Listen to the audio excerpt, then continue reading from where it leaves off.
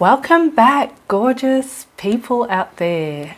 This is Alpha Mama Podcast 2022. Alpha Mama brings you the lowdown on books that change your lives in the self-development space.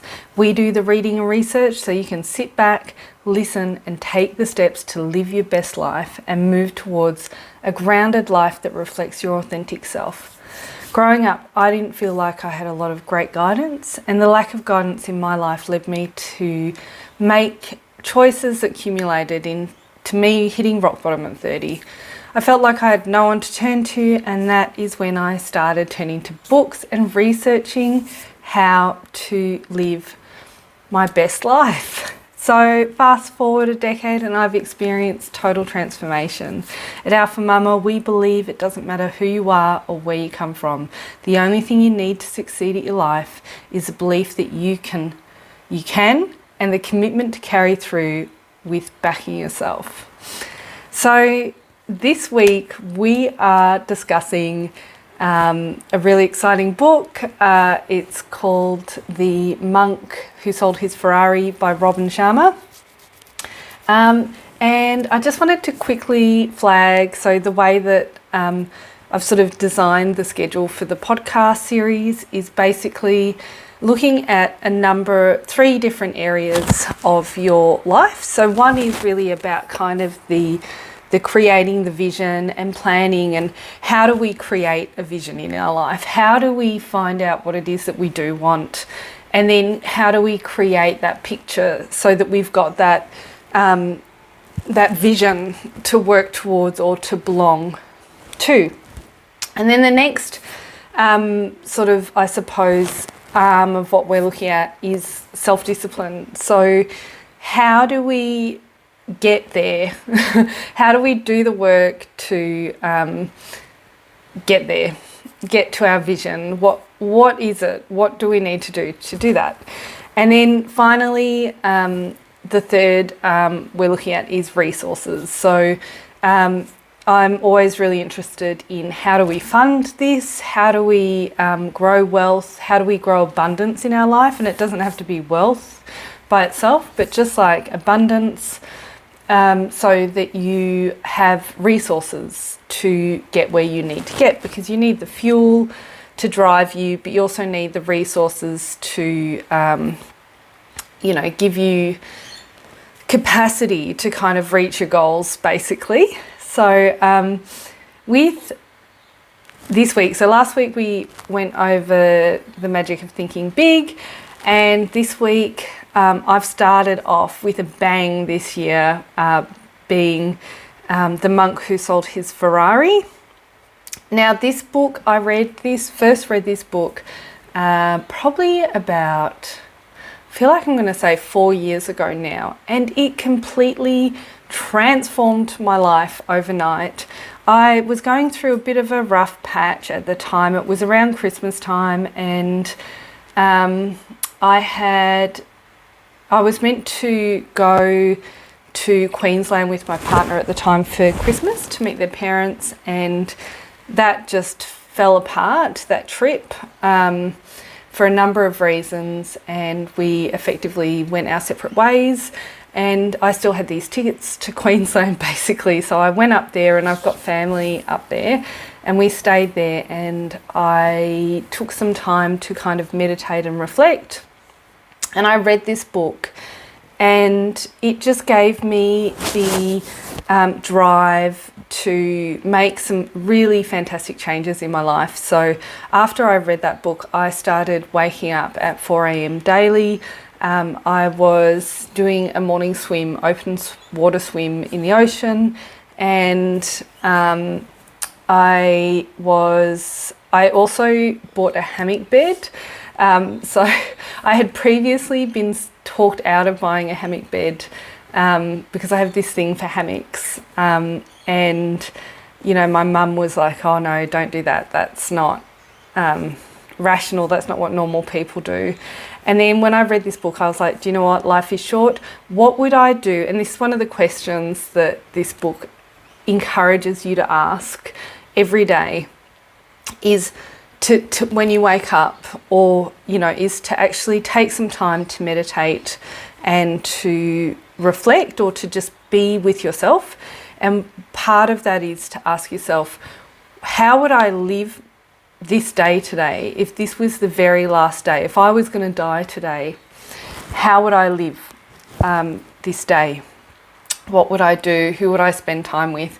And I again read this book recently, and it's just refueled the flame of motivation towards building that life, and taking this really day by day approach to living your best life and living with a death mentality. So this is my last day, and the idea, I guess, is that if you treated each and every day like it was your last day, you would live the fullest life, because you realise that time is precious. You realise that your life is precious, and you're only here for a fleeting second of time, and it helps you prioritise what really matters in your life. If you were going to die today, what actually matters? What matters to you? Do all the things that you worry about, gossiping, or your neighbour not being a great person, or watching some epic series on TV, are those things going to matter to you on your last day? Would you sit there and binge watch something all day? Or would you be spending it with your loved ones? And it's interesting, I was thinking about it yesterday. I think really I would be spending a lot of time on my last day alive with my son. I think I've only got one child, and he's the most precious thing to me in the whole world. And it would be so important to me right now, where I'm at right now, at this moment, to just be there for him, and just to spend time with him and see him and hear him, and let him know that I love him. That would be so essential to me. So let's get cracking into the book. Now, Robin Sharma, who is he? And I'm going to just bring that up right now.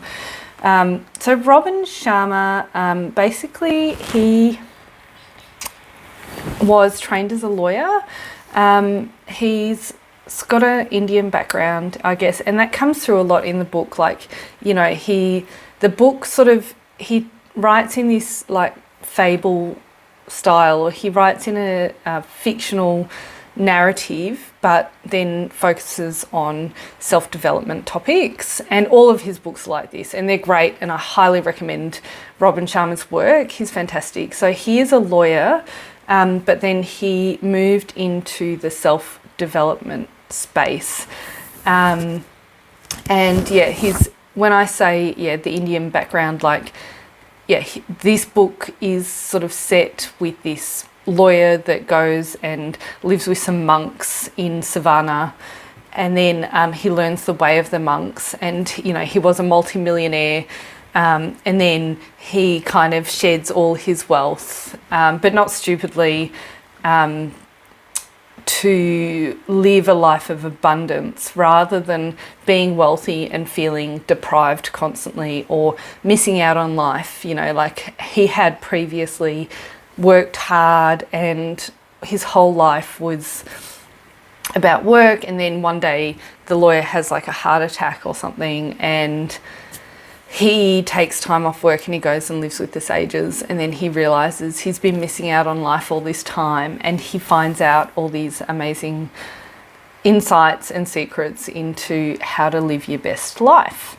Very cool. So I think, again, I like Robin Sharma because he's got a solid background. So he's got the legal background, he's got a business background, he consults with CEOs and leaders, and he provides corporate coaching. And so I feel like he has the grit and the authenticity of someone that you can trust, and you can rely on their sort of professional advice about life coaching and taking steps towards being more successful in your own life, or improving your self-developments, or improving your self-awareness. So that is why I'm advocating for Robin Sharma. Now, in The Monk Who Sold His Ferrari, basically all the secrets to an abundant life are hidden within a fable.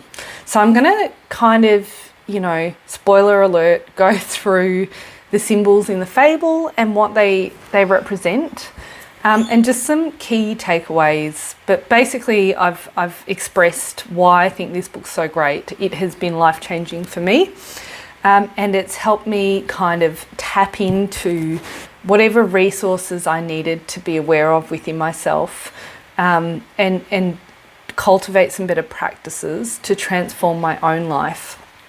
And that's been great for the last few years. And then in recent years, I've had some, I've sort of fallen off the bandwagon a little bit. And so it's great to reinstigate and refire this kind of passion towards building discipline in my life. And I hope that it helps or inspires other people to do the same. So the fable, now I'm not going to get it 100% right because I'm just going off the top of my head, but I'll go through the symbols and then we'll just quickly discuss what they all mean. So the fable basically goes something like you are in the most extraordinary magical garden that you've ever seen in your life, and somewhere in the garden is this lighthouse. You see the lighthouse, and then the lighthouse has, it says a rose. Let me just double check this. The lighthouse, so there's a lighthouse, and then, that's right. So then there's a rose guard, that's what it says, rose guard. And then out of the door of the lighthouse comes a 9-foot, 900 kilogram or pound Japanese sumo wrestler. And all he has around him, he's naked except for a bright pink cord around his, like thong thing, around his private bits. And then there's a stopwatch. He stumbles across a golden stopwatch, and I feel like there is a yellow rose, and then he walks down a long winding path that is diamond encrusted into his eternal happiness, basically. So you've got these symbols, and I really like this fable, even though I may not have gotten it all right. I think I got all the symbols there. I really love the way that he's done this fable, because whenever you learn about memory, so memory experts or people who are like world-class memory experts, and they can remember 500 words in a row in the correct order and all the words are included. What they do is they'll walk into a suburb or a room and they'll create a story in their head, and then they'll create all these kind of images, because we're very visual as human beings, and then that's how they will remember all the words. And I think that they associate those words or those letters with, so they associate certain words with numbers. It's a bit confusing, but anyway, doesn't matter. So I really like how he's kind of done that in this book. So he's created an easy to remember fable, or somewhat easy to remember fable, with certain symbols in it. And each of those symbols represent something, so it's really easy to trigger your memory. So what do these symbols mean? Now I'm going to quickly go through the symbols. So the garden of your mind. And I'm sure a lot of us have heard this before. So there's this sort of Buddhist philosophy of tending to the garden of your mind, being the gatekeeper of the garden of your mind, and only letting the most important or the best quality content into your mind, and then weeding out the unnecessary content or the negative content that's holding you back. And he argues you can't even afford a single negative thought. You need to keep your thoughts positive. And this is really around this idea of like kind of manifesting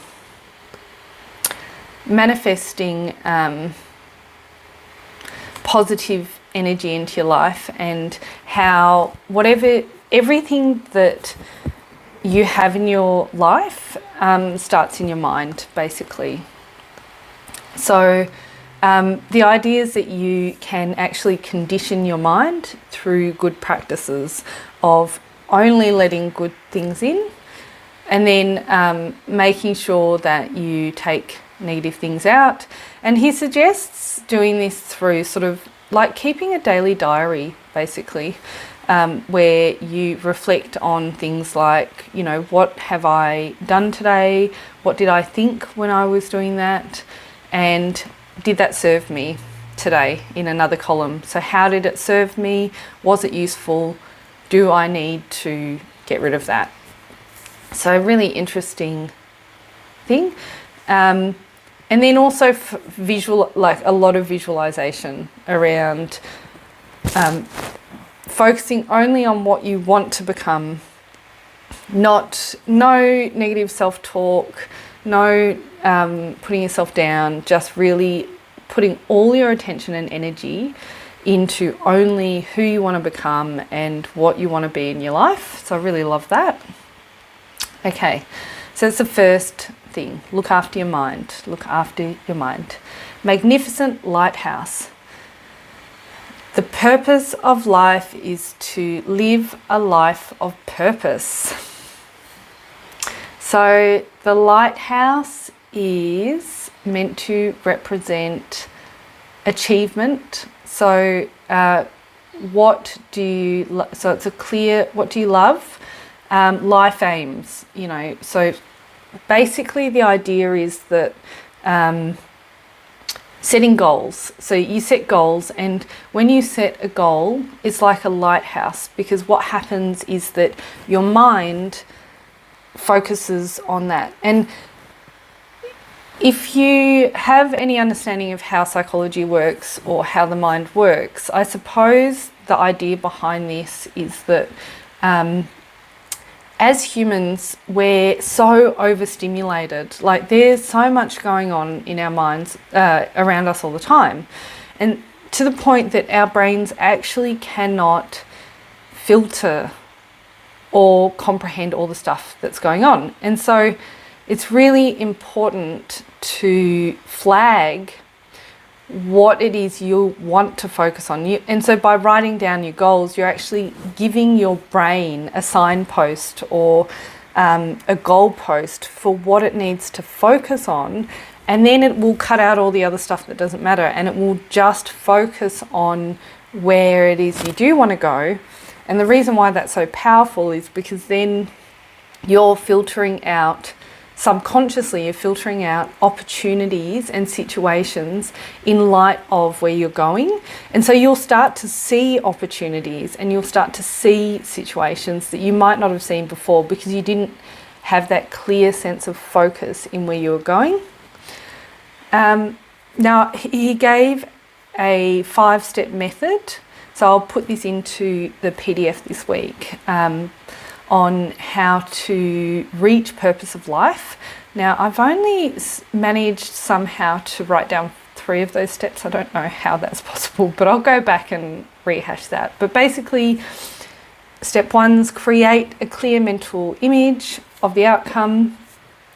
Get positive pressure on yourself. So things like, if you want to do something, then tell everyone about it. Tell everyone you're going to do that thing, so that you've got the pressure of your community or the accountability to others to carry through with what you're going to say. Otherwise, you'll be publicly humiliated. So it's really great pressure. And then, you know, the SMART thing. So specific, measurable, achievable, realistic, time bound. So making sure that it's time bound. When are you going to achieve it by? Make sure that it's achievable. And then he suggests actually creating a book of dreams. And so I'll post some photos of this, but basically while I was reading this section of the book, I thought, yes, 2022, I'm going to do the book of dreams. I went to Kmart, bought the brown visual diary book, put the tabs in with the different areas of my life. So he suggests in your dream book to separate it into different sections. So like your physical fitness, your relationships, your spiritual goals, your career, your financial goals, and then actually create dreams or really SMART goals in each section of your life, and then look at those every day.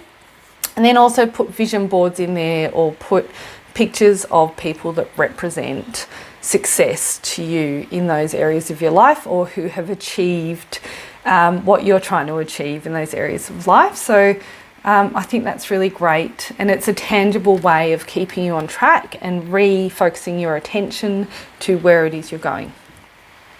The next symbol, Japanese sumo wrestler. So he talks about how this represents a Japanese principle called Kaizen. So constant and never-ending improvement. So if you really want to improve your outer world, such as your finances, you must first improve your inner world. And you do this through self-knowledge. And so then in the Art of Kaizen, he talks about the 10 rituals of radiant living. So that includes the ritual of solitude, so being in silence for at least 10 to 15 minutes a day with yourself, the sanctuary of yourself, and that's a very Buddhist approach. Ritual of physicality, so rigorous exercise every day, healthy body, healthy mind. Nurture your body. If you nurture your body, you'll nurture your mind. Ritual of live nourishment. So again, this suggests vegetarian diet, believe it or not, but he says, look, just as many live foods as possible, add salad to, eat healthy, eat vegetables as much as possible, nurture your body. If you nurture your body, you nurture your mind. Ritual for abundant knowledge, so this notion of lifelong learning, read 30 minutes a day. Books simply help you to see what is already within yourself. So it's that sort of self-development, constant self-development. The ritual of personal reflection. So focusing every day, spending a little bit of time at the end of the day and doing that practice that I suggested earlier of going through the activities and thoughts that you had today, and then going, what did this serve me? Should I be reflecting on this and changing the way that, and it's this idea that there's a small daily incremental transformation of your well-being through turning these into daily practices. The ritual of early awakening, rising with the sun, wake up, get things done, laugh and be merry. Anyway, so just making the most of each day. Ritual of music, so being engaged with the power of music. Ritual of the spoken word, so he talks about mantras, so these sort of like affirmations, saying things like, I am disciplined, I am inspired, disciplined and energized, I'm strong, able and calm, and giving yourself that pep talk as your parent might have done when you were a child. Your inner parent needs to speak to your inner child and remind them that they're amazing and encourage them to make the most of their day and go out into the world with confidence and embrace life with gusto, basically. Ritual of congruent character, taking daily action to build your character. And it's this belief, so you sow a thought, you reap an action. You reap an action, you sow a habit. You sow a habit, you reap a character. Sow a character, you reap your destiny. So being very careful about what you think, because what you think is how you act. And then how you act on a daily basis turns into a daily habit. And then your habit then cultivates your character, and your character will then determine your life. Ooh. And ritual of simplicity, focus only on your priorities. So minimalize, focus only on your goals, and let everything else go to the wayside, because what does it matter when you're dead? It won't matter, it won't matter. So, the power of discipline. Boy. So, the next symbol in the book is the pink cable. And it's this idea that through the steel of discipline, you'll forge a character rich with courage and peace through the virtue, as you will with the virtue of will. So the pink cord represents discipline in the sense that each cord is a thin layer, and yet once you turn it into a daily practice and you build that cord, you put one layer on the other, on the other, on the other, it becomes a really solid, strong, powerful cord that's almost indestructible. So I suppose discipline's really talking about the daily practice and how the daily practice builds endurance and strength. Shiny gold stopwatch symbol. Okay, so this is about time, and talking about how time is your most precious commodity, and living each day as though it's your last, and realizing that you need to manage your time. You need to actually do some time management, focus on what am I going to focus on this week? How am I going to prioritize my days, my diary, what I pay attention to, who I spend time with? Very important. Then the next symbol is, and that's the deathbed mentality. The next symbol is the fresh yellow rose. So Chinese proverb, a little bit of fragrance always clings to the hand that gives you roses. And it's this idea that your greatest life is when you give to others, and you'll feel your deepest enrichment through service to others. So that is really what makes you wealthy in life, and that's what really helps you develop happiness. And then finally, or having a rich, fulfilling life. Finally, the final symbol is a long, windy path studded with millions of tiny diamonds. And the whole purpose of this is to think about or understand that living in the now is the most important thing. You know, the past doesn't exist. The future isn't there yet. What exists is right now. And happiness is a journey, not a destination. So this idea that you should never sacrifice your happiness for your achievements. You may set your goals, but you need to be here right now. You need to enjoy the process. You need to enjoy the journey while you're stepping towards those achievements. Because at the end of the day, all that exists is right now, and this is your true happiness. And if you're not living in the right now, you're missing life. So what's the point of working towards those achievements if you're not engaged with right now? And especially if, say, today was your last day. So that is basically the summary of the monk who sold his Ferrari. I highly recommend this book. I'm so excited that I chose this as the second book for the series this year because I've